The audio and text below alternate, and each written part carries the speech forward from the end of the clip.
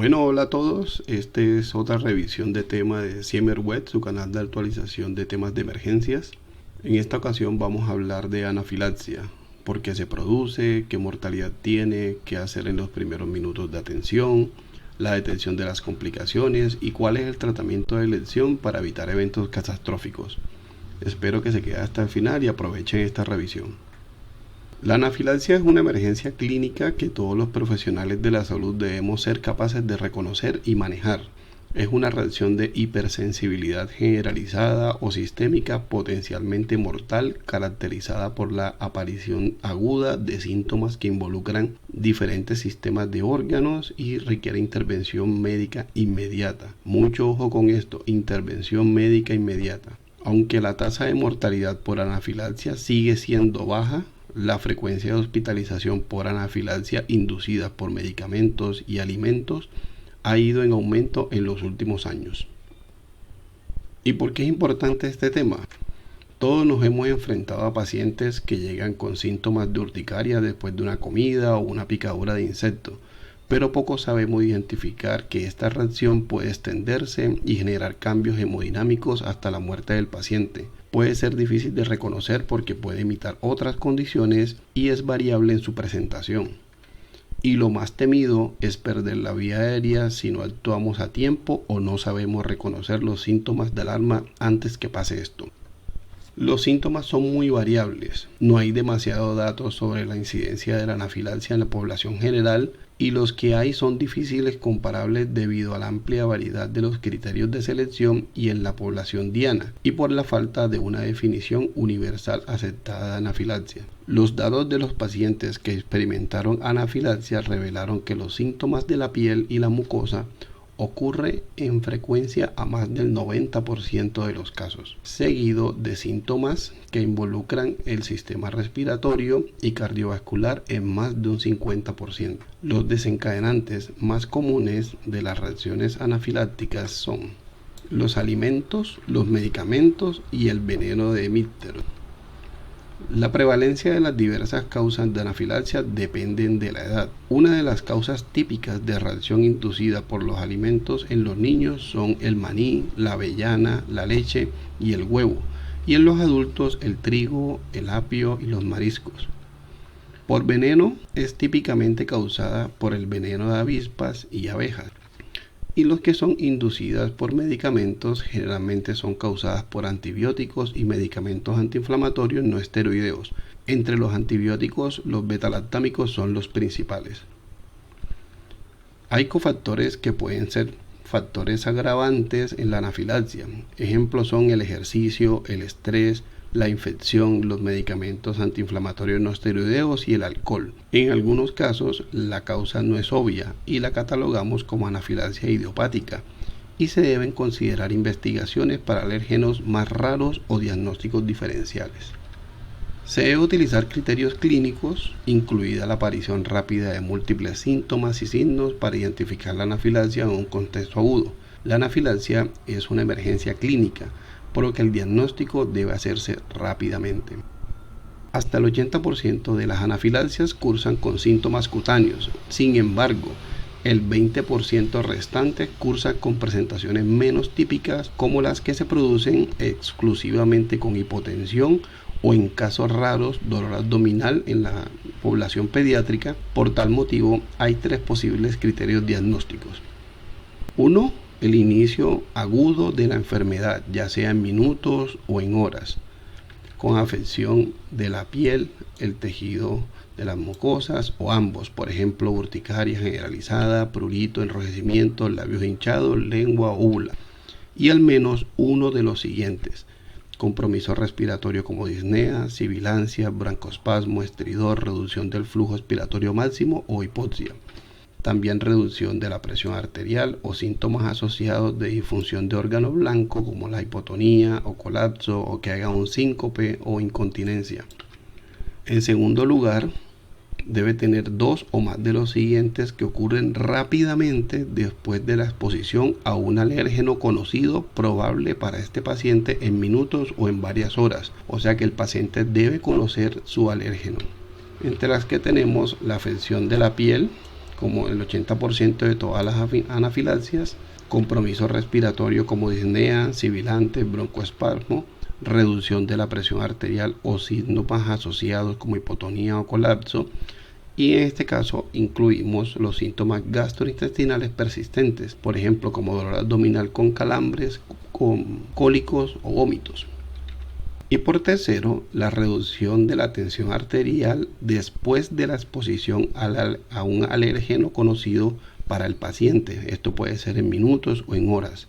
Para definir la hipotensión, en un adulto debe estar la presión sistólica por debajo de 90 milímetros de mercurio o que haya bajado el 30% del inicio de la presión en la persona. Nótese que este último criterio está destinado a detectar episodios anafilácticos en los que solo está implicado un sistema de órgano, que es el cardiovascular, y se aplica a pacientes que han estado expuestos a una sustancia a la que se sabe que son alérgicos, por ejemplo, hipotensión o shock después de una picadura de insecto. La gravedad se relaciona con la rapidez en la progresión de los síntomas, con el tipo de alérgeno y la vía de entrada, y con los órganos afectados.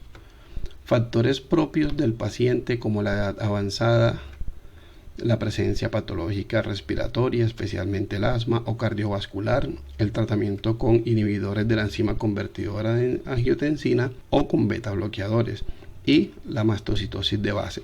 Se han asociado con reacciones graves y con mayor mortalidad. La anafilaxia más grave son las que se presentan con hipoxia, hipotensión y compromiso neurológico. Por tanto, en la evaluación inmediata es fundamental seguir los protocolos A, B, C, D, E que siempre nos ha enseñado para manejo de emergencias, que permite evaluar la situación respiratoria y cardiovascular y el estado de conciencia del paciente. Mirando este cuadro de los diferentes tipos de shock y sus cambios hemodinámicos, podemos ver que en cada shock hay una variable que trata de compensar el sistema. En el shock hipovolémico es la resistencia vascular periférica aumentando. En la parte del cardiogénico el gasto, pero la presión venosa central y la resistencia vascular tratan de compensar el estado de shock. En el obstructivo la compensación se hace aumentando drásticamente la presión venosa central. En el shock séptico tenemos dos etapas, su parte hiperdinámica donde el gasto cardíaco trata de compensar el estado de shock, y en la parte hipodinámica el gasto baja pero la PVC y la saturación venosa central son variables. Ahora, en estos dos últimos, el neurológico y el anafiláctico no hay variables compensatorias del estado hemodinámico. Pero en la anafilaxia la resistencia vascular baja mucho y por eso el estado de hipotensión e hipoperfusión que no tiene mecanismo para defenderse. Dentro de los diagnósticos diferenciales tenemos múltiples opciones, por eso es tan difícil el diagnóstico del estado anafiláctico. Por ejemplo, las manifestaciones en la piel y mucosa como urticaria crónica, angioedema o síndrome de alergia alimentaria al polen que solo se manifiestan en la parte oral.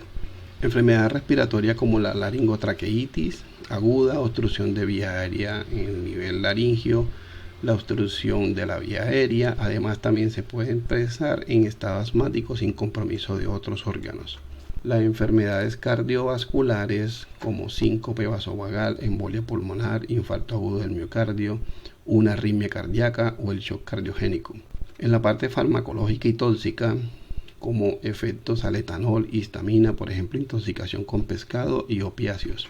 También tenemos una parte neuropsiquiátrica como el síndrome de hiperventilación, trastorno de ansiedad y pánico, trastorno somatomorfo, por ejemplo la disnea psicógena, trastornos disociativos y de conversión, epilepsia y hasta ACV. Y por último, enfermedades endocrinas como hipoglicemia, crisis tirotoxicósica, síndrome carcinoide, más raro como los tumores polipeptídicos vasointestinales y el feocromocitoma. Antes del tratamiento, quisiera que nos detuviéramos un minuto para explicar qué es una reacción bifásica de anafilaxia. La mayoría de los episodios de anafilaxia inician rápidamente, se intensifican y luego se resuelven por completo, en particular cuando se administra el tratamiento adecuado. Sin embargo, algunas reacciones anafilácticas se resuelven y reaparecen horas después o no se resuelven por completo durante horas o incluso días. Hay 4 patrones temporales reconocidos de anafilaxia: monofásico, prolongado, refractario y bifásico.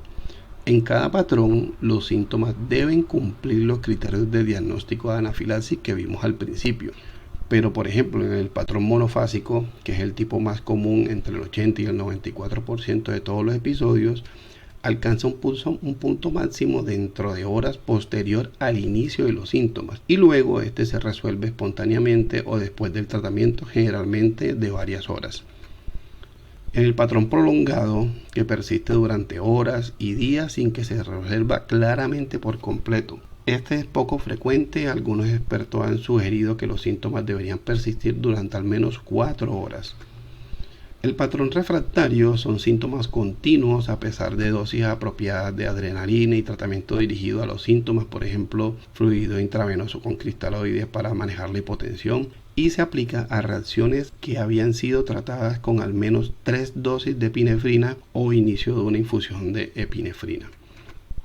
Y el patrón que más nos interesa es el bifásico. Este que se caracteriza por una reacción inicial que cumple todos los criterios diagnósticos de anafilaxia, seguido de un periodo asintomático de 1 hora o más y luego el retorno posterior de los síntomas que satisfacen los criterios de anafilaxia otra vez. El periodo de tiempo entre la resolución de la primera reacción y el inicio de la segunda puede oscilar de 1 hasta 48 horas. Por eso es importante detenerse en esta reacción. Ahora, colocando un ejemplo de estas reacciones, tenemos un paciente masculino que tiene antecedentes de atopía, 76 años, y hace 15 minutos recibió 15 picadoras de abeja. A los 10 minutos desarrolló urticaria, eritema e hipotensión, 90-60 milímetros de mercurio. Se llamó un médico de la casa, en la evaluación tenía signos y síntomas cutáneos, se hizo el diagnóstico de anafilaxia, pero no había anomalías objetivas respiratorias, ni del sistema central o cardiovascular, y su presión se había vuelto a la normalidad, 120-70. Fue tratado con antihistamínicos y corticosteroides parenterales. Se observó durante 45 minutos en su domicilio. La urticaria remitió, se quitó del todo todos los síntomas de la piel y el médico abandonó la casa. Aproximadamente 40 minutos después de la salida del médico, el paciente volvió a desarrollar urticaria, seguida de angioedema del cuello. Los síntomas empeoran, llamaron al médico, el paciente fallece a pesar de los intentos de reanimación y en la autopsia mostró edema generalizado de pulmones, cerebro y glotis. Este caso descrito anteriormente ilustra que la gravedad de los síntomas recurrentes es impredecible y que la segunda fase de los síntomas no se parece necesariamente a la primera. La mayoría de los estudios encontraron que los síntomas recurrentes suelen ser menos graves que los síntomas iniciales. La urticaria parece ser particularmente común durante la segunda ola de síntomas y este suele ser el único síntoma. Sin embargo, la segunda fase de un episodio de anafilaxia puede ser más grave e incluso mortal, aunque las muertes parecen ser muy raras. Hay diferentes mecanismos que explican esto, pero ninguna ha sido muy bien probada y dicen en la patología que puede ser por un influjo de la célula inflamatoria, que es la más aceptada, que se produce respuesta a las citocinas y factores quimiotácticos liberados durante la respuesta inicial por eosinófilos, basófilos y linfocitos. Estas células son responsables de la inflamación retardada en el sitio de la prueba cutánea y la respuesta asmática de fase tardía. Pero tiene un contra esta propuesta. Si se produce hasta 48 horas después, este influjo de células ya en este momento no está en el organismo reactivas. Entonces le quita un poco de validez a la propuesta. Hay otras teorías que incluyen que hay una segunda ola de degranulación de los mastocitos, que hay síntesis tardía de factor activador de plaquetas que también puede producir urticaria, o que hay una absorción residual de antígenos. Por ejemplo, en el caso de los alimentos, como hay una absorción pasiva a nivel de gastrointestinal y va produciendo otra vez estímulos alergénicos hasta que el estímulo se quite por completo. Sabiendo ya esta parte de la reacción anafiláctica, cómo se diagnostica, cuáles son diagnósticos diferenciales, ahora vamos al manejo de emergencia, que es lo que nos interesa más que todo en esta charla. El éxito del tratamiento depende de varios factores. Primero, la preparación del personal que atienda al paciente, el reconocimiento temprano de la anafilaxia y el tratamiento precoz y enérgico. Primero, evaluando la gravedad, entonces los signos precoces de gravedad serían Comienzo brusco y rápidamente progresivo de los síntomas. Si un paciente hace síntomas muy rápido, la reacción va a progresar muy rápido. Si la evolución es muy rápida, tenga en cuenta que las variables de compensación que hablamos en los diferentes tipos de shock no van a alcanzar a estabilizar al paciente lo suficientemente rápido para mantener un estado hemodinámico óptimo. Y empezamos con el ABCD. Siempre hay que valorar la vía aérea, ya sea la vía aérea alta y la vía aérea baja. La vía aérea alta en busca de edema o angiedema que nos obstruya la vía aérea, y la vía aérea baja en busca de signos inflamatorios que la obstruyan. Hay que colocarle una pulsosimetría al paciente y los signos de obstrucción de la vía aérea. Siempre hay que asegurar rápidamente la vía aérea si encuentra edema en lengua o signos de obstrucción de la vía aérea con estrido expiratorio, disfonía o desaturación. Pregúntale al paciente si él habla así o en ese momento está difónico, que es uno de los signos de emergencia. La secuencia de inducción rápida podría ser con ketamina y se debe evitar la relajación del paciente por riesgo a perder la vía aérea. Otra de las vías que se puede utilizar para intubar los pacientes es la nasotraqueal, pero necesita de mucha experticia para hacer esta intubación. Debe ser intubado por el personal más calificado, ya que tiene que ser en el primer intento, porque la manipulación de la vía aérea en múltiples intentos puede hacer perder la vía aérea por edema. Y siempre considerar además una vía quirúrgica alternativa como cricotirotomía de emergencia. Hay que tener preparado una vía quirúrgica cada vez que vayamos a intubar un paciente con anafilaxia. Entre los problemas circulatorios tenemos que la taquicardia es lo más común y posterior a la hipotensión son signos de hipoperfusión. La disminución de llenado capilar es el último signo que se encuentra, ya que el paciente está en estado de vasodilatación y sus tejidos están hiperémicos. Puede producirse desplazamiento masivo de los líquidos rápidamente debido al aumento de la permeabilidad vascular, con una transferencia de hasta el 35% del volumen intravascular al espacio extravascular en cuestión de minutos. Cualquier paciente cuya hipotensión no responda rápida y completamente al manejo con adrenalina intramuscular debe recibir reanimación con líquidos a gran volumen. Seguimos con la letra D. La desorientación, inquietud o gran malestar o mareo puede producirse por una hipoperfusión, concomitancia con los signos de la piel y las mucosas como eritema, prurito, edema. Otras recomendaciones que hacen mucho en las guías es dejar el paciente en decúbito supino con las piernas levantadas cuando éste presente dificultad para respirar, y las otras posiciones de seguridad. Siempre se debe evitar la bipedestación porque puede producir inestabilidad hemodinámica con los cambios de posición. La adrenalina es el fármaco más eficaz y de primera línea para el tratamiento de la anafilaxia. La adrenalina siempre se debe colocar precozmente. Puede prevenir y revertir el broncoespasmo y el colapso cardiovascular. Deben administrarse de forma precoz, ya que mejora la supervivencia. Entre más se demore aplicando la adrenalina, más muertes va a sumar en el manejo.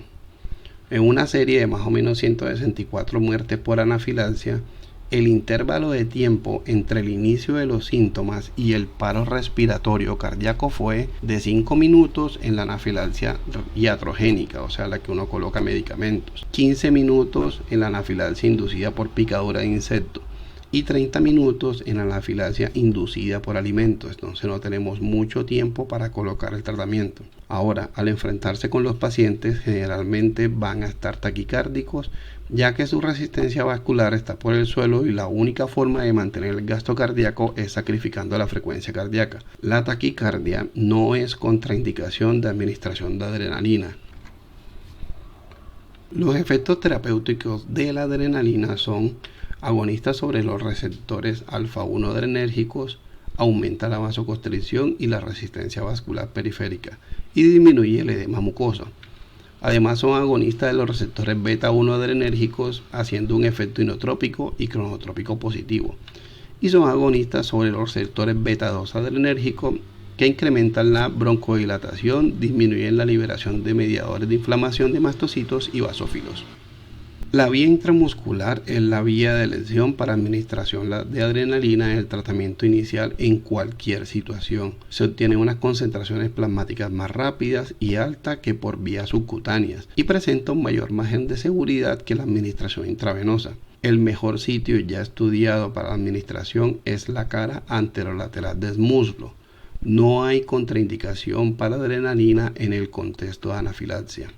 El paciente debe ser monitorizado rápidamente, posiblemente con frecuencia cardíaca, presión arterial, electrocardiografía continua y saturación de oxígeno. La dosis recomendada es de 0,3 a 0,5 miligramos en dosis única. Se puede repetir cada 5 a 15 minutos según la gravedad de la anafilaxia y la tolerancia del paciente. No existen estudios de alta calidad sobre el uso generalizado de la adrenalina intravenosa.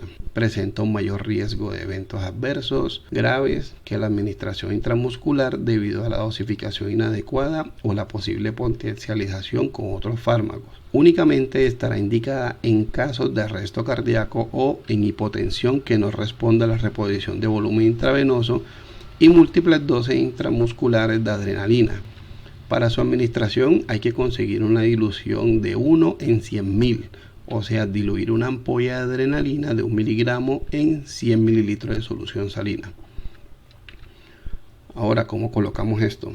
Se inicia entre 0,5 y 1 mililitro kilo hora dependiendo de la gravedad del cuadro. Se modifica según la respuesta, la aparición de taquicardia, temblor o palidez con presión arterial normal o aumentada es signo de toxicidad. En estos casos hay que reducir o suspender la infusión. La dosis máxima recomendada es de 6 mililitros kilo hora. Hay situaciones especiales en que se puede presentar mayor riesgo de efecto adverso que son ancianos o personas con patología asociada como cardiopatía isquémica, arteriopatía periférica, hipertensión arterial, hipertiroidismo, cirugía intracraneal reciente o aneurisma aórtico. El uso temprano de la adrenalina puede reducir el riesgo de reacciones bifásicas, que son las que se presentan tardíamente cuando el paciente ya está en mejoría clínica. También se debe aplicar en pacientes que han sufrido eventos similares como anafilaxia a una picadura de abeja, ya que está relacionado, son más vigorosas y la evolución es más rápida. Hay algunos eventos adversos como ansiedad, miedo, inquietud, mareo, cefalea, palpitaciones, palidez, temblor, son frecuentes y transitorios, pueden aparecer con dosis terapéuticas. Y hay otros más graves que son arritmias ventriculares, isquemia miocárdica, edema pulmonar, crisis de hipertensión, hemorragia intracraniana. Estos son más raros y son más frecuentes en casos de sobredosis o uso concomitante de otros fármacos o que tengan comorbilidades asociadas. Hay otras terapias que podemos ver, por ejemplo, el uso de glucagón para pacientes que toman beta bloqueadores. El tratamiento con beta bloqueadores solo o con una combinación de IECA se ha asociado con una anafilaxia más grave.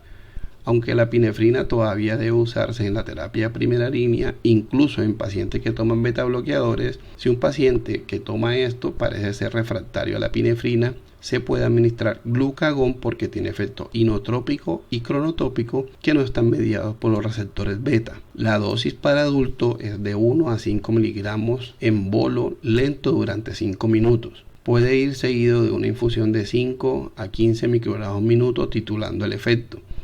La administración rápida puede provocar vómitos, entonces ojo con los pacientes que tienen falla respiratoria o están en soporte ventilatorio. Otros son los antihistamínicos H1, esto alivia la picazón y la urticaria. Estos medicamentos no alivian la obstrucción de la vía respiratoria superior ni inferior, o la hipotensión o el shock. En las dosis estándar no inhiben la liberación de mediadores de mastocitos y basófilos. Solo deben administrarse para la anafilaxia después que se haya administrado la epinefrina. Entre estos medicamentos tenemos la cetiricina y también podemos utilizar difenhidramina. La famotidina es un H2 que se puede utilizar también como alternativa con las mismas indicaciones de los H1. No alivia la obstrucción bronquial ni las vías respiratorias y siempre se debe aplicar después de aplicar la adrenalina. Los broncodilatadores para broncoespasmo que no responden a epinefrina puede utilizar albuterol o salbutamol. Siempre se deben administrar nebulizados. Los broncodilatadores son un tratamiento adyuvante de la epinefrina porque no previenen ni alivia el edema de las mucosas de las vías respiratorias superiores o el shock, para lo cual se requiere el efecto alfa-1 adrenérgico de la epinefrina. Entonces esto solo nos va a ayudar a broncodilatar, no nos va a ayudar a disminuir el edema. Y por último, los corticoides se administran comúnmente en el tratamiento de anafilaxia. Sin embargo, hay poca evidencia de su beneficio. El inicio de acción se demora mucho tiempo, aproximadamente entre 2 y 4 horas. Por lo tanto, estos medicamentos no alivian los síntomas y signos iniciales de la anafilaxia. Una razón fundamental para administrarlo teóricamente es prevenir la reacción bifásica o prolongada que ocurre en algunos casos de anafilaxia. No se debe administrar de forma rutinaria a pacientes que responden bien a la adrenalina y otras medidas en quienes anticipa el alta ya. Por lo tanto, los esteroides pueden ser beneficiosos para pacientes con síntomas graves que requieran hospitalización o para aquellos con asma conocida y broncoespasmo significativo que persiste después de que los signos y síntomas de anafilaxia hayan disminuido, y generalmente los administramos en esas situaciones. Se administra insuficientemente una dosis de metilprednisolona entre 1 a 2 miligramos por kilo del día durante 1 o pocos días para que no haya desmonte posterior. ¿A qué pacientes debo dejar en observación? Entonces, hay unos factores relacionados con los pacientes que son reacciones en pacientes con asma grave, se tienen que quedar en observación de urgencia. Los que presentan anafilaxia en la tarde o en la noche, porque después no podemos observarlos. Los que tienen un domicilio cercano o difícil acceso a la salud, si presentan una reacción bifásica, no pueden llegar a tiempo al hospital. O los que ya han tenido una reacción bifásica.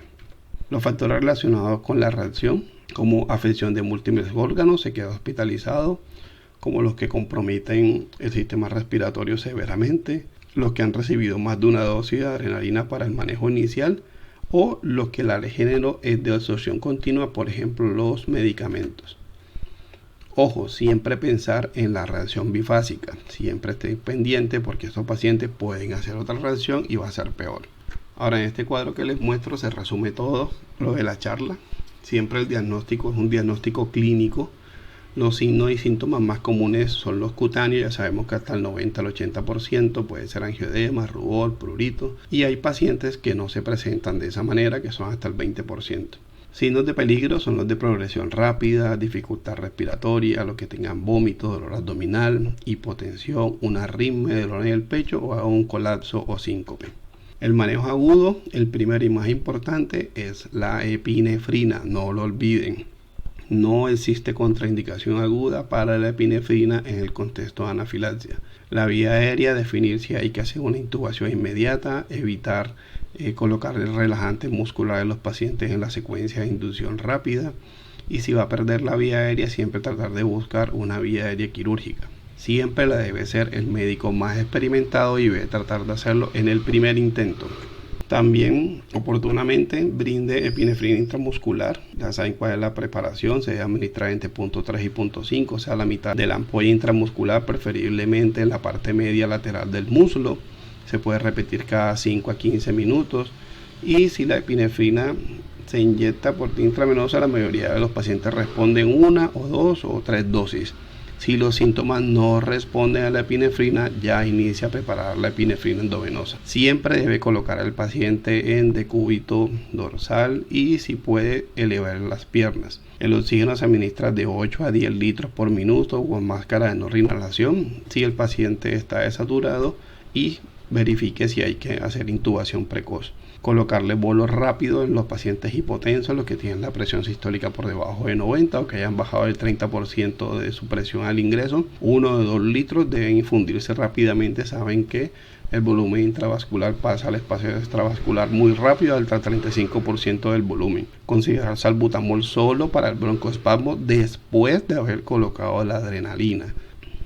Las terapias complementarias que tenemos son los antihistamínicos H1, que es la cetericina. Esto nos va a ayudar para los síntomas cutáneos más que todo.